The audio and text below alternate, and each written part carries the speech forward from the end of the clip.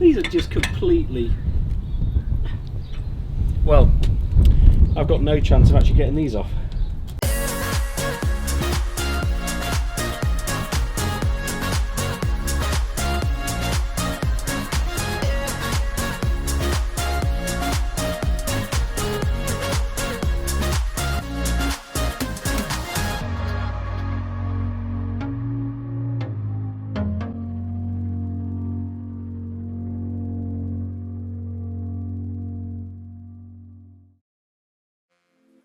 Well, welcome back to A Bus and Beyond, and this is very exciting. But before we take a look at that, I just want to show you a few things that we've done inside the van. So we've done a few bits actually to the van. It might not look like much, but we have done a bit.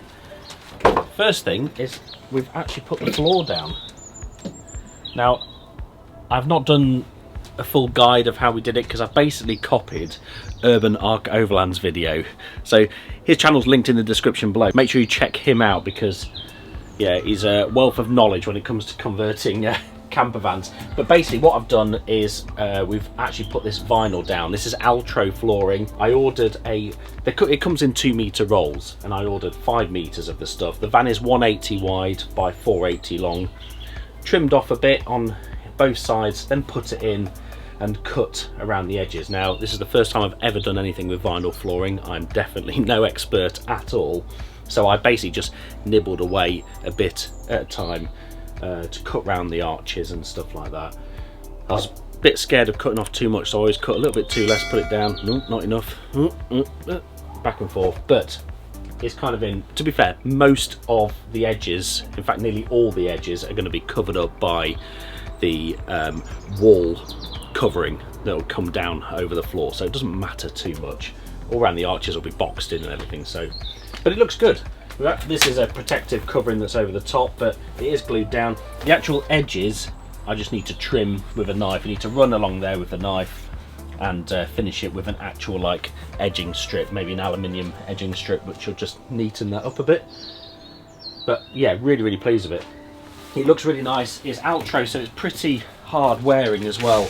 It's the kind of stuff that they use on hospital floors and the like. So, but even more exciting, the rib bed is in but not bolted down yet. I'm going to do a full video showing how we've managed to bolt that down, but that'll come later on. But come on in and have a look. So this is the rib 86 bed, so it's 86 centimeters wide, so it's pretty much a wide single really. I'll show more about it when we actually have got it all bolted down, but this is pretty much where me and Lizzie have worked out where we want it. We opened it up out, it slides and moves forward and backwards and all that kind of stuff and turns into a bed. But it's really good to finally put this in and then see that we do still have space for a shower unit behind.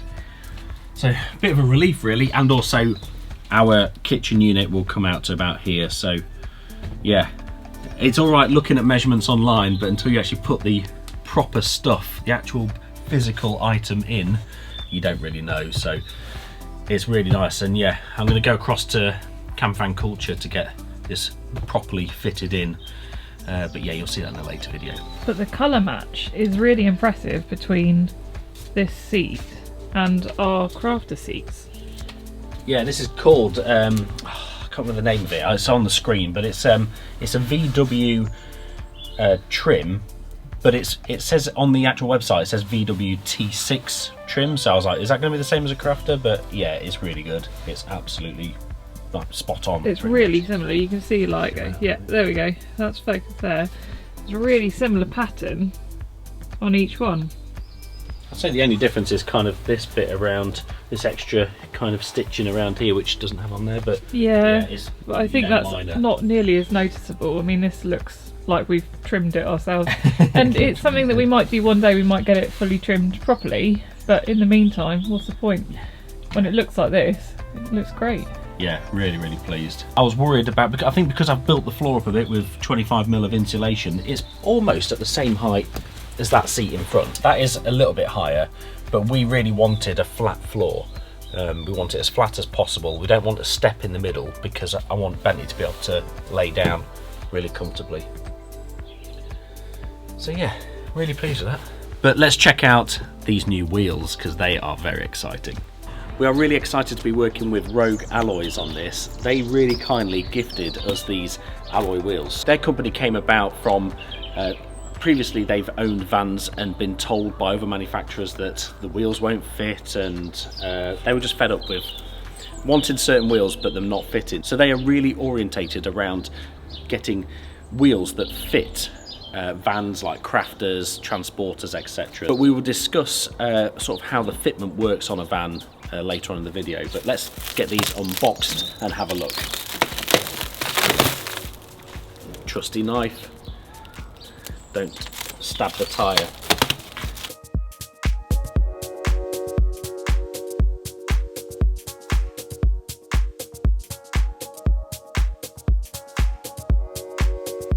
Now, I don't know if many of you saw our NEC video where we had a good look around the vans at the NEC, and one of the things we mentioned was that we really liked the trail terrain tyres, but I didn't think they fit. After seeing them on a van, after seeing them on a crafter at the NEC, I found out that they did fit. So that is exactly what is on these wheels. But let's have a look at what the actual wheels look like. Oh, look at that. Oh, wow. How cool do they look? So this blue bit is just a covering. That'll just wash off. But look at them.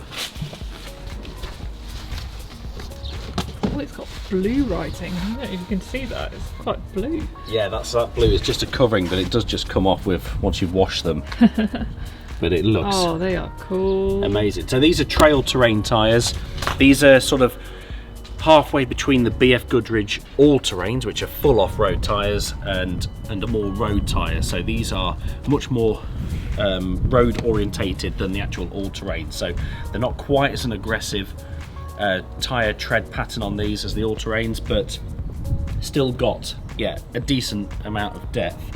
They're also a little bit rated a little bit quieter on roads, so that'd be interesting to see. They do still have the mountain frost mark, which denotes that they are certified snow tyres as well. So if you go to countries, some countries require you to have winter tyres when you're travelling at certain months in certain countries, and that denotes that these are legal for that. But yeah, they look amazing, don't they? I love the bronze. Yeah. We are big fans of bronze. As you'll remember, that's what we had on our California. Yes, yeah. But let's talk about how you go about actually finding wheels that fit, because it can be a bit of a minefield, can't it? And the first thing you need to look at is your chassis plate, which is located in different parts inside the van, but on the Crafter it's located just in the door. So let's have a look at that. So ours is in here. You're looking for the weight rating of the vehicle. You've got multiple numbers depending on how many axles you have on the van. In this instance, the top one, 3.5 tons, is the total permissible weight of the vehicle. But the important ones you're looking for are the 1 and 2. They are the different axle ratings. That is what the van is designed to take on each axle. So you can see on our extra long wheelbase Crafter, it's 1800 kilos on the front axle and 2100 kilos on the back. All wheels come with a weight rating, and all tyres come with a weight rating. You mainly buy 4 of the same wheel for a van. So the key point to look at is the axle rating that's weight rated the highest. In this case, ours is 2100. Divide that by 2, and that'll give you the weight rating that's required on that particular corner of the vehicle. So I've taken that 2100, assume that that's the worst case scenario on both axles, divide that by 2, which gives you 1050. So each corner requires a weight rating of at least 1050. I hope that makes sense. Then what you need to do is you need to look at the actual individual weight rating of the wheel that you're going to buy, and also the tyre rating as well. So let's go back and have a look at the actual wheels. Now, some wheels actually have the weight rating stamped maybe on the inside of the wheels, but not all of them do. You need to sort of look at your actual manufacturer's booklet to see what it is actually rated at. These wheels are rated at 1200 kilos. Remember, we needed the minimum of 1050. so they're well over. So each wheel is rated at 1200 kilos. But then when it comes to the tyres, you need to find the actual weight rating that is on the tyre. And in this case, it is, you've got your size, so that's 245, that's the width of the actual tyre. 65 is the profile, so that's that measurement there. That is a certain sort of percentage of the width. It's not actually a number, that's not 65 high, that's a percentage of that width. So it's a bit more random, but and then R17 means it is a 17-inch wheel that is inside the tyre. And then crucially, the number afterwards is the 111, so 111T. Now that number you need to reference into a table, which I'll pop up on the screen now, and that shows that 111 means that it is rated at 1090 kilos. Again, over that magic 1050 worst case scenario on the van. So yeah, that means that these wheels are load rated for our van. Now if we got into a situation where 3.5 tons wasn't enough for this vehicle and we had to upplate the van, we'd then have to look at what the new axle load ratings are. We would potentially have to alter either the tyres or the wheels, but at the moment it's absolutely fine. But we all want to see what these look like on, don't we? So let's have a look at that.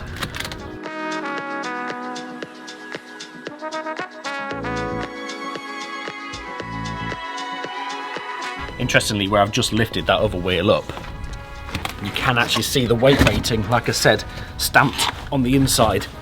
So, where are we? Just there, look. Kilos. 1200 kilos. Nice. So there you have it. Crucially, I should also mention, when you're looking at picking wheels, you also need to check the actual fitment. So the fitment is the actual amount of bolts that you need to actually fit them onto the actual vehicle.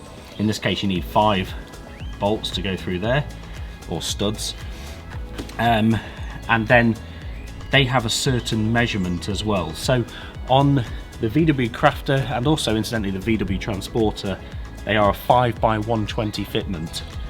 So you need to make sure you buy 5x120 fitment wheels, otherwise they won't fit. You would need an adapter which would then transfer from the hub to the wheel to make them, yeah, the correct fitment. Also, another thing you need to watch out for is the offset of the wheel, and that essentially is how far this part, the actual fitment of the wheel, is in and out of the wheel. Some vehicles run a deeper dish wheel, which means that this is further in and more of the wheel is on the outside. Some are further that way. So if you had a hub that is designed to be here and you fit these wheels on, the wheel would be too far inside the actual arch, which would then look silly and probably foul on the suspension of the vehicle. Likewise, the other way around, if the fitment was the other way around and you put real deep dish wheels on this, so essentially if this portion of the wheel was so far inside the actual wheel, these would stick out miles, and that is illegal to have your wheels sticking out outside of the actual bodywork of the vehicle. So really important to look out for that. I think Crafters are around about an offset of ET30, which yeah, that's kind of what you want to be looking at, a ballpark of that, but the offset value can go into negative numbers, so it really fluctuates. There's a really good calculator, which I'll link in the description below, which allows you to check the offset of your wheels against what you're going to put on and work out whether they're going to fit or not. It's like a world's strongest man competition at the moment. Also, another thing you need to look out for is obviously the overall size of the wheel. These are slightly bigger than the wheels that we are putting, that we're taking off. These that are currently on a 205/75 R16. So they're a 16-inch wheel, 205 wide by a 75 profile, whereas these are wider. These are 275 wide, so they're much wider, and they're also on a bigger wheel, 17-inch wheel, so they are physically larger. That's a bit of trial and error as to whether they will rub or not. Now, I know, because I bought them from Rogue Alloys, that these will not rub inside the arch when they're fitted, because they know their stuff and wouldn't have allowed me to buy them if they were going to rub. So yeah, that's something that, unless you get a tape measure out and properly work it all out yourself, you're never really going to know until you actually fit them on, or you go to someone, a reputable dealer that can actually fit the correct wheels for you. Finally, with BF Goodrich, you can choose to either have black writing, or we chose to have the white writing on the outside. Because it's way cooler. Yeah, which is blue obviously at the minute, but it will become white. So yeah, you can choose. But obviously you need to choose that at the time of actually fitting the tyres onto the wheels, because you can't just spin the wheel around. It doesn't work like that. Or you could draw it on, like we had to. We had to draw on, yeah. When we had our California Ocean, we actually bought the wrong tyres, and well, they weren't wrong, it's just they didn't have the white writing. Yeah, so. there were two options. You could either have black writing or white writing. We chose we stupidly picked the wrong ones. So we went around with a pen, didn't we? Yeah, it's interesting. I've just seen on here, on these tyres actually, you don't necessarily need to use the 111 load rating bit. It does actually say on here max load 1090 kilos, but they don't all have that. That one does actually say 1090 kilos. So interesting. I suspect they know what their clientele is going to be for wheels like this. Yeah, maybe. I want to help them out as much as possible.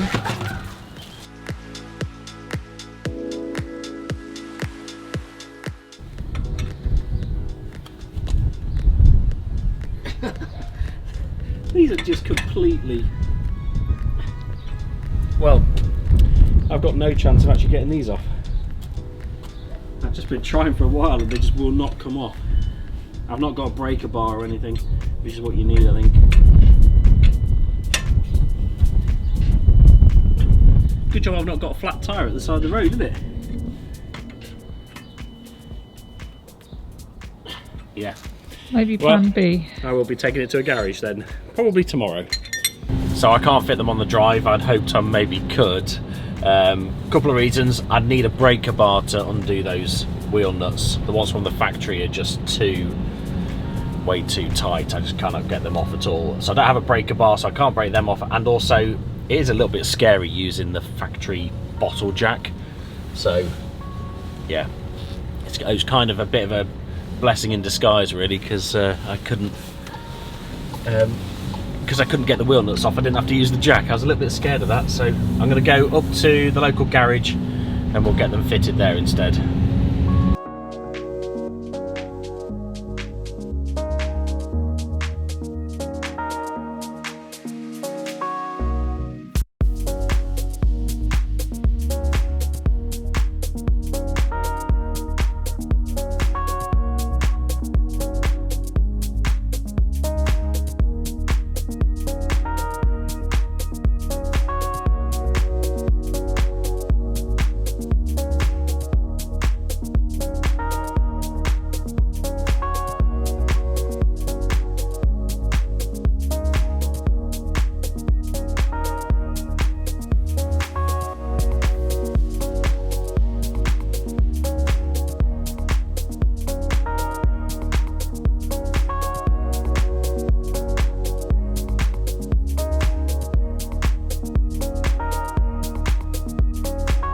Right, well, I've washed the blue off now. I was quite intrigued actually. I thought it was just on the lettering, but it's not. It's all the way around. You can see all the whatever it is, kind of like surface stuff coming off here when you wash it. It's quite funny. But yeah, so that's all off. It looks so much better now. It's all in white. Don't forget, Rogue Alloys do actually install your wheels and tyres for you on your vehicle at their workshop, which is up in Reading, so fairly central in the UK, so make sure you check them out. Their link is in the description below, where you can find out all the different wheels that they do, along with tyre packages as well. Thanks again to Rogue Alloys for working with us on this video, really appreciate it. And if you found the information at the start of the video really useful, then please do consider hitting that thumbs up button, hit that like button, also consider subscribing because it really does help the channel out. Thank you so much for watching, and we will see you in the next video.